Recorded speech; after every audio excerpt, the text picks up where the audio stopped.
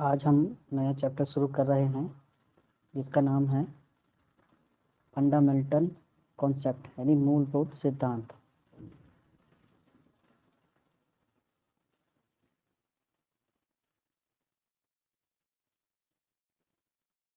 Fundamental concept यानी मूलभूत सिद्धांत ये थर्मल इंजीनियरिंग में आता है। इसको हिंदी में ऊष्मा गतिकी इंजीनियरिंग या ऊष्मा इंजीनियरिंग भी कहते हैं। तो शुरू करते हैं। A definition of thermodynamics. Thermodynamics की परिभाषा क्या है? विज्ञान की वह शाखा, क्या शाखा, जिसके अंतर्गत ऊर्जा तथा उसके रूपांतरण का अध्ययन किया जाता है, ऊष्मा गतिकी कहलाता है। मतलब विज्ञान की वो शाखा है जिसमें ऊर्जा और उसके रूपांतरण, मतलब जो चेंज हो रही है, ऊर्जा का रूप बदल रहा है, उसका हम अध्ययन करते हैं, स्टडी करते हैं, तो वो थर्मोडायनेमिक्स या ऊष्मा गतिकी कहलाता है। एक परिभाषा ये। दूसरी क्या है? ऊष्मा गतिकी वह विज्ञान है। क्या है? विज्ञान। इसमें ऊष्मा का ऊर्जा या कार्य के बीच संबंध दर्शाया जाता है। मतलब कोई एनर्जी है और वो उस एनर्जी और हीट एंड वर्क के जो बीच में जो संबंध होगा वो जो है इसी थर्मोडायनेमिक विज्ञान के अंतर्गत कैलकुलेट किया जाता है। बहुत सरल परिभाषा है, आराम से एग्जाम में लिखोगे इससे पूरे नंबर मिलेंगे। तो इसके बाद नेक्स्ट क्या है? ऊष्मा गति के अंतर्गत हम ऊष्मा तथा कार्य के बीच के संबंध का अध्ययन भौतिक निकायों के साथ करते हैं। भौतिक निकायों के साथ हम इसका अध्ययन करते हैं। तीसरी परिभाषा ये हो गई। और एक दूसरे रूप में जानते हैं। ऊष्मा गति के अंतर्गत हम सामान्य गैसों तथा वाष्पों की ऊर्जा का अध्ययन करते हैं। इसमें हम ऊर्जा का रूपांतरण, ऊर्जा द्वारा निकाय पर किए गए कार्य, निकाय के गुण तथा अन्य तत्वों का वर्णन करेंगे। ऊष्मा गति की सामान्य 4, यहाँ पे लिख नहीं रहा है, ये मैं आपको दिखा देता हूँ, 4 नियमों पर आधारित है। जिसमें पहला नियम कौन सा है उसका, मतलब एक पहले नंबर पे हम लेते हैं जॉर्थ लॉ।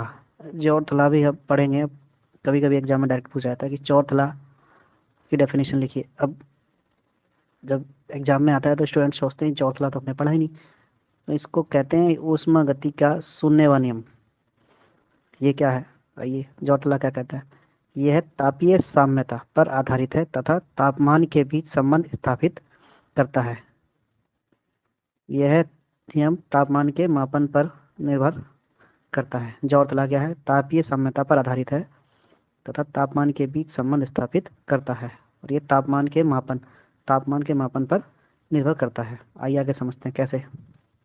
यहाँ इसको हम समझते हैं दो निकाय मतलब दो सिस्टम हो गए, जैसे एक ये हो गया, एक ये हो गया, ए बी, जो एक तीसरे निकाय के साथ तापीय संतुलन में। तीसरा निकाय कौन सा है? सी। ये जो है तापीय संतुलन में है, एक दूसरे से तापीय संतुलन में अवश्य होंगे। जब ये तीसरे के साथ में तापीय संतुलन में है तो एक दूसरे के साथ भी तापीय संतुलन में होंगे। यही जो है उस जॉर्थ लॉ कहलाता है। ए बी सी, ये 3 सिस्टम है, इनका तीनों का अलग अलग टेम्परेचर है।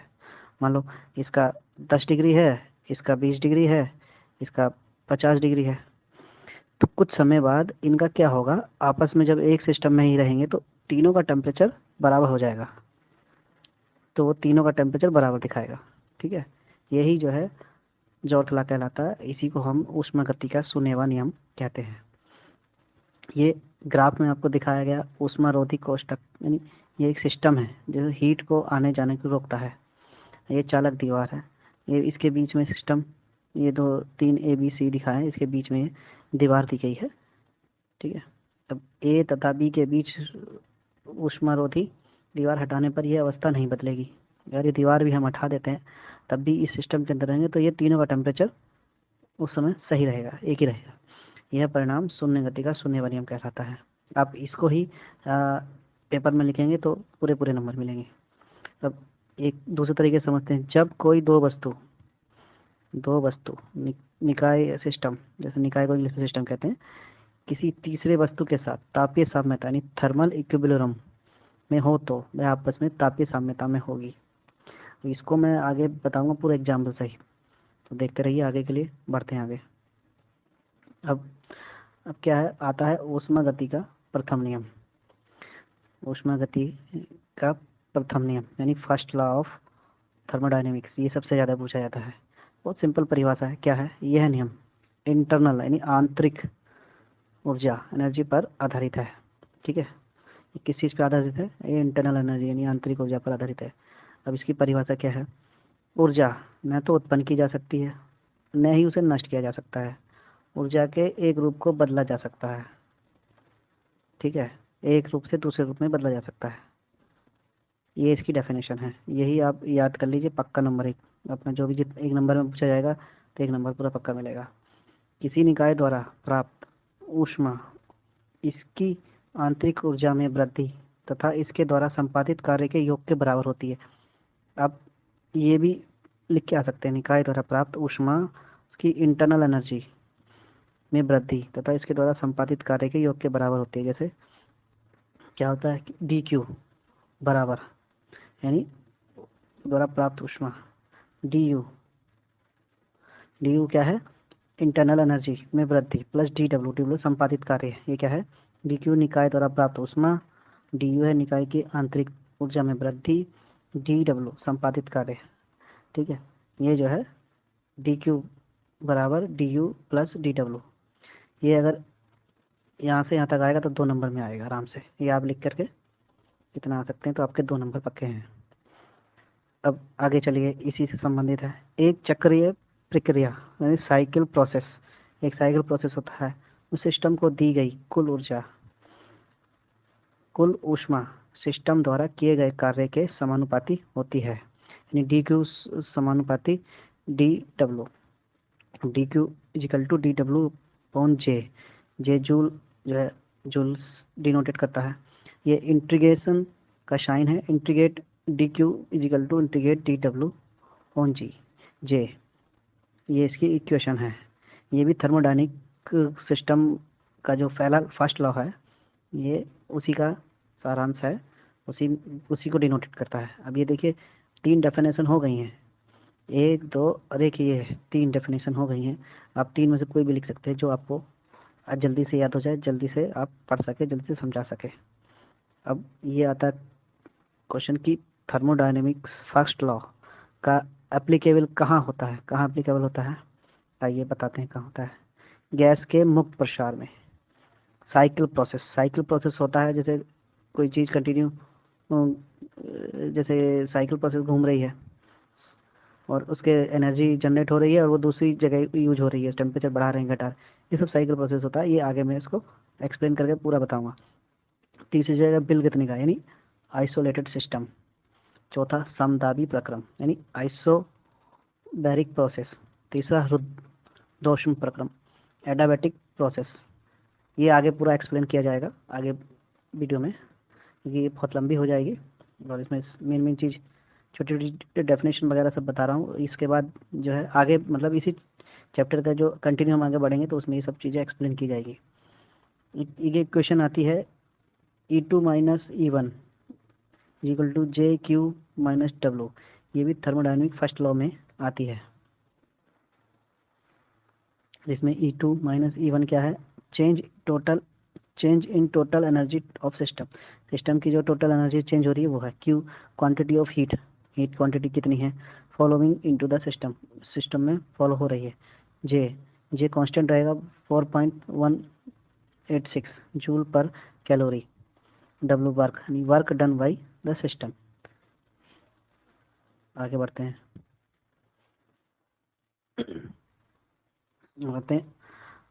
ऊष्मा गति का द्वितीय नियम, सेकंड लॉ ऑफ थर्मोडायनेमिक्स। आइए इसको समझते हैं। ऊष्मा गति का द्वितीय नियम क्या कहता है? संपूर्ण ऊष्मा के कार्य में परिवर्तन की प्रतिबद्धता को दर्शाता है तथा बढ़ते एंट्रोपी के सिद्धांत पर आधारित है। संपूर्ण ऊष्मा के कार्य में परिवर्तन की प्रतिबद्धता को दर्शाता है। जैसे रेफ्रिजरेशन सिस्टम कैसे काम करता है? उसमें एक सिस्टम में कॉइल होती है, रेडिएंट कॉइल, कंप्रेसर होता है जिसमें N22 यानी N22 N22 गैस होती है, वो जो है उसकी हीट को रिमूव करता है, क्या नाम, जो रेफ्रिजरेशन होता है उसकी हीट को ख़त्म करने के लिए N22 गैस का यूज किया जाता है, जिससे वो जो है साइकिल प्रोसेस होता है उसमें। एक साइड में जो है गैस जो है N2 गैस उसकी रेडियंट कॉइल में होती है, बाहर जो हीट होती है उसको कॉन्टेक्ट में आकर उसको टेम्परेचर उसका डाउन कर देती है। इसी तरीके से सिस्टम काम करता है। वो किस नियम पर आधारित है? Refrigeration system, second law of thermodynamic. अब फर्स्ट लॉ में जो है, फर्स्ट लॉ जैसे आप बहते हुए पानी को देखिएगा, बहते हुए पानी की जो है ऊर्जा जो है किसी दूसरे काम में आ रही है, जैसे जहाँ पे बिजली जनरेट हो रही है, पानी से जो है टरबाइन चल रही है, टरबाइन से जो है क्या नाम बिजली जनरेट हो रही है, गियर अल्टरनेटर चल रहा है, उससे बिजली जनरेट होती है। तो ये एक ऊर्जा को दूसरे रूप में परिवर्तन करना है, ये फर्स्ट लॉ है।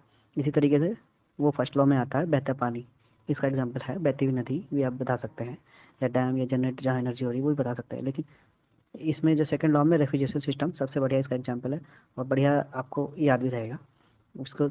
आइए आगे बढ़ते हैं।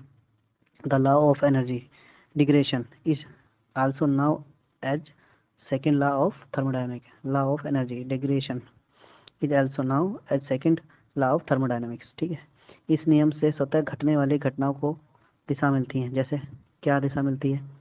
तो सेल्सियस स्टेटमेंट, गर्म वस्तु से ठंडी वस्तु की तरफ ऊष्मा सतह प्रभावित होती है। जैसे ये हॉट है, ये कोल्ड है, तो ऊष्मा इधर से इधर को जाएगी।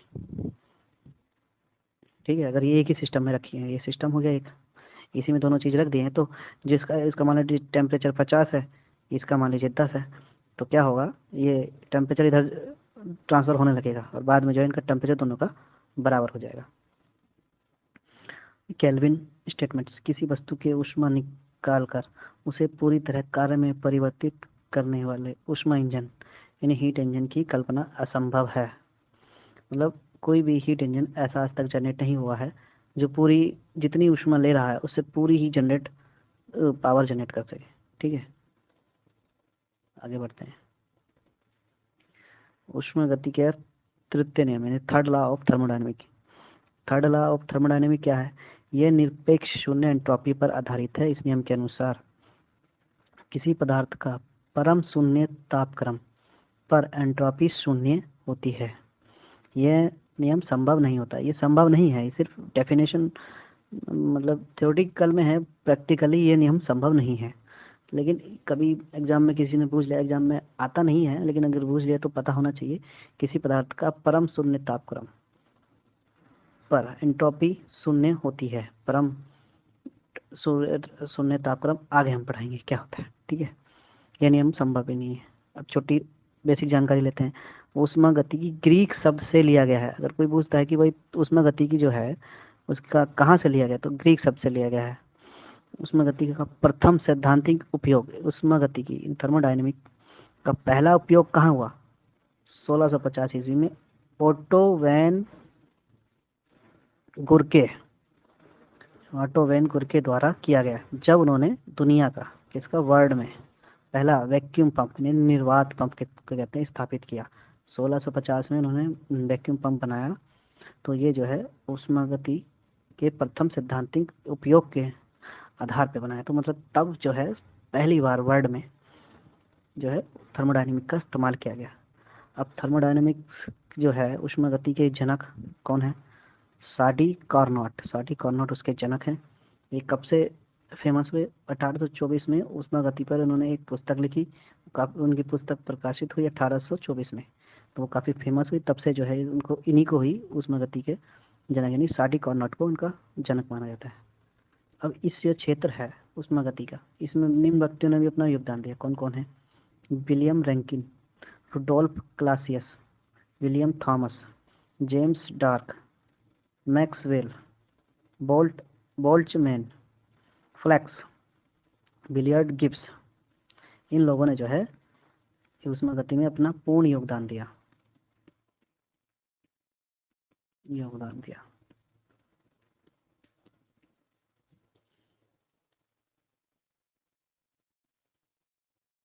अब आगे आते हैं ऊष्मा गतिकी का वर्गीकरण, क्लासिफिकेशन ऑफ थर्मोडायनेमिक।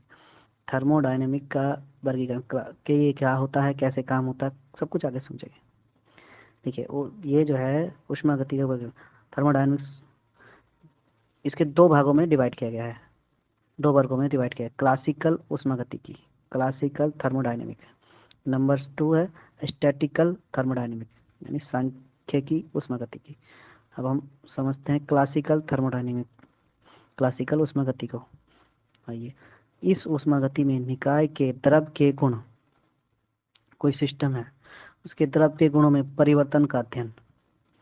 जैसे ये कोई सिस्टम है, इसमें द्रव भरा है, तो इसमें जो चेंजेस होंगे, टेम्परेचर घटेगा बढ़ेगा, ठीक है, इसकी विस्कोसिटी घटेगी बढ़ेगी, तो वो सब की स्टडी हम जब करेंगे तो किसके दृष्टि से करते हैं? मैक्रोस्कोपिक दृष्टि से, मैक्रोस्कोपिक दृष्टि से करते हैं।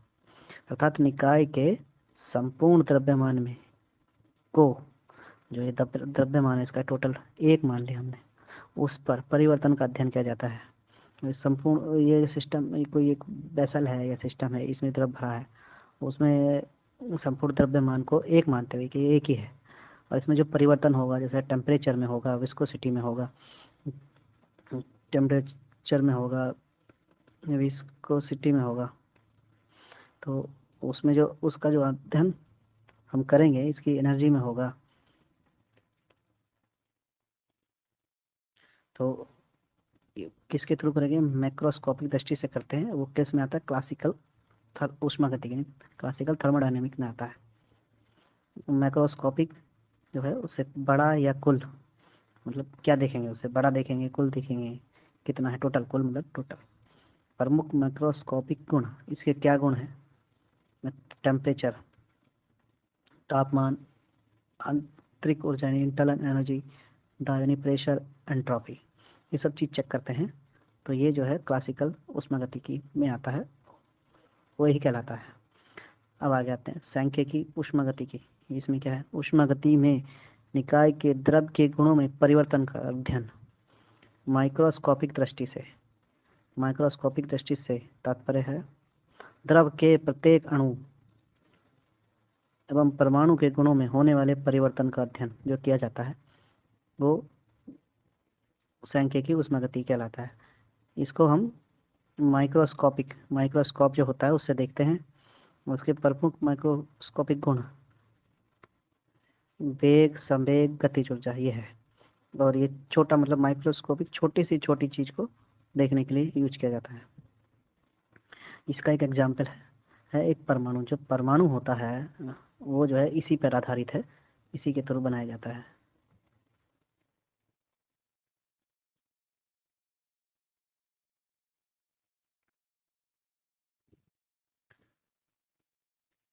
समझते हैं ऊष्मागतिकी निकाय यानी थर्मोडायनेमिक सिस्टम, परिसीमा, एक परिवेश, ये क्या चीज होती है पहले समझते हैं।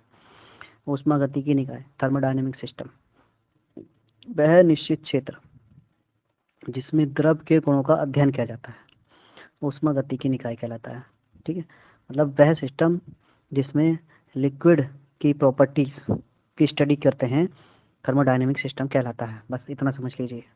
इस क्षेत्र में ऊर्जा रूपांतरण यानी एनर्जी को ट्रांसफर ऊष्मा तथा कार्य में, किसी भी ऊष्मा हीट देने में या कोई कार्य कराने में किया जाता, या ऊर्जा स्थानांतरण तथा मान में गुणों के परिवर्तन का अध्ययन किया जाता है। ठीक है, इसका उदाहरण है बर्तन में भरी गैस। कोई वेसल है, कोई बर्तन है, उसमें अगर गैस भरी है तो वो इसका एग्जाम्पल है। ठीक है, आइए समझते हैं कैसे है। देखिए, ये कोई सिस्टम है, निकाय, इसको लिखा है इंग्लिश में, इसको सिस्टम कहते हैं, हिंदी में कहते हैं निकाय। तो पूरा बंद है, परिसीमा का मतलब इसका बाउंड्री है। ठीक है, ये बंद है और इसमें ये परिवेश,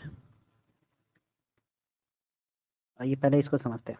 परिसीमा क्या होती है? परिसीमा यानी बाउंड्री, वह रेखा जो निकाय के क्षेत्र को चिन्हित करती है, परिसीमा कहलाती है। जैसे ये जो है दिखा रही है ना, ये जो इस तरीके से, ये ब्लैक कलर की लाइन, ये इसकी बाउंड्री है। ठीक है, ये सिस्टम है, इसकी बाउंड्री है, तो ये क्या कहलाएगी, परिसीमा यानी बाउंड्री है। वह रेखा जो निकाय के क्षेत्र को चिन्हित करती है, बताती है, क्षेत्र को चिन्हित करती है कि कितना क्षेत्र हमारा है, परिसीमा कहलाती है। और दूसरी भाषा में क्या कहेंगे, वह आवरण जो उष्मागतिकी निकाय तथा परिवेश को पृथक करती है, परिसीमा कहलाती है। मतलब परिवेश और थर्मोडायनेमिक सिस्टम को पृथक यानी अलग करती है, वो जो है बाउंड्री कहलाती है। जैसे ये तो सिस्टम हो गया अंदर, ये परिवेश ये बाहर का हो गया, तो इन दोनों को जो अलग कर रही है इधर इधर, देखिए जैसे इधर का हो गया फिर इधर का हो गया, अलग अलग है ना, ये अलग, अंदर का अलग पोर्शन है, अलग सारी प्रॉपर्टी सिस्टम अलग होगा, टेम्परेचर भी अलग होगा, प्रेशर भी अलग होगा, बाहर का भी सब कुछ अलग होगा। तो ये दोनों को अलग अलग कर रही है, तो ये क्या किसके थ्रू हो रही है, परिसीमा के थ्रू किया जा रहा है। ठीक है, अब आता है परिवेश यानी सराउंडिंग। सराउंडिंग यानी परिवेश को कहते हैं निकाय की परिसीमा के बाहर का क्षेत्र, इसमें ऊर्जा का रूपांतरण होता है, परिवेश कहलाता है। निकाय की परिसीमा के बाहर, जैसे निकाय है, इसकी ये सीमा है, इसके जो बाहर का क्षेत्र है ये क्या है, परिवेश, ये परिवेश कहलाता है। इसमें ऊर्जा का रूपांतरण होता है, इसमें ऊर्जा का रूपांतरण हो रहा है। ठीक है, ये परिवेश कहलाता है। समिष्ट यानी यूनिवर्स, निकाय तथा परिवेश को मिलकर समिष्ट का निर्माण होता है। तो जैसे यूनिवर्स है, आप सब जानते हैं यूनिवर्स है क्या, सिस्टम, उसमें सिस्टम है और उसमें सराउंडिंग भी है। मतलब उसमें जैसे हमारा अंतरिक्ष है, अंतरिक्ष में क्या है, बहुत सारे ग्रह हैं और उनकी एक सीमा भी है, बाउंड्री है। ठीक है, तो वही सब चीज़ है जो मतलब यूनिवर्स है, निकाय तथा परिवेश को मिलकर समिष्ट का निर्माण होता है। अब उधर समझते हैं पीछे एग्जाम्पल में। ये देखिए, ये एक सिलेंडर पिस्टन व्यवस्था दिखाई गई है, ये इसमें सिलेंडर है, इसमें ये पिस्टन है, और ये द्रव्य गैस या वाष्प, स्टीम या गैस है। तो जब ये मूव करता है अप डाउन, तो इससे जो है एनर्जी को ये ट्रांसफर करता है आगे। अब ये जो है, ये इसका क्या हो गया, परिसीमा हो गई यानी बाउंड्री हो गई। और परिवेश के बाहर का क्षेत्र जब हो गया, ये परिवेश हो गया। तो यही सब चीज़ें, ये सिस्टम हो गया पूरा, इसको हम निकाय कहते हैं। तो ऊष्मागतिकी निकाय थर्मोडायनेमिक सिस्टम क्या है, वह निश्चित क्षेत्र जिसमें द्रव के गुणों का अध्ययन किया जाता है, द्रव और लिक्विड और गैस के गुणों का अध्ययन किया जाता है, थर्मोडायनेमिक निकाय ऊष्मागतिकी निकाय कहलाता है। इस क्षेत्र में ऊर्जा के रूपांतरण, ऊष्मा तथा कार्य, ऊर्जा में मतलब रूपांतरण, ऊष्मा तथा कार्य, या ऊर्जा रूपांतरण या ऊर्जा स्थानांतरण तथा मान में गुणों के परिवर्तन का अध्ययन किया जाता है। उसका एग्जाम्पल है बर्तन में भरी गैस। ठीक है दोस्तों, आपको ये मेरा टॉपिक कैसा लगा, आप मेरे को कमेंट्स करके बताइएगा। और इससे आगे का चैप्टर अभी पूरा नहीं हुआ है, अभी आगे दूसरी वीडियो में मैं इसको एक्सप्लेन करूँगा। ठीक है, बने रहिए। ओके, थैंक यू, धन्यवाद।